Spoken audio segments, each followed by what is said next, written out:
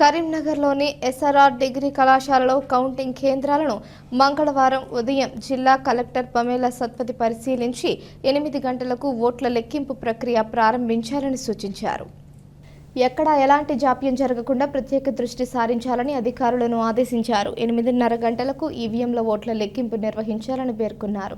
ఎన్నికల కమిషన్ నిబంధన మేరకు అప్రమత్తంగా విధులు నిర్వర్తించి పారదర్శకంగా హోటల్ లెక్కింపు కార్యక్రమాన్ని నిర్వహించాలని పేర్కొన్నారు. 7 నియోజకవర్గాలకు చెందిన కౌంటింగ్ కేంద్రాలను సందర్శించి ఏర్పాట్లను పరిశీలించారు.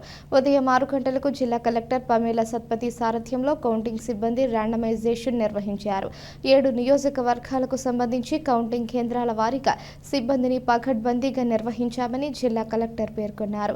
ఈ కార్యక్రమంలో ఎన్నికల సాధారణ పరిశీలకులు ఐఏఎస్ అధికారి Amit Kataria, counting observer G Najma, అదనపు కలెక్టర్లు ప్రఫుల్ దేశాయ్, లక్ష్మీకరణ్, ట్రైనీ కలెక్టర్ అజయ్ యాదవ్, ఆర్డీఓలు కె మహేశ్వర్, రామూర్తి, రాజేశ్వర్ తదితరులు పాల్గొన్నారు.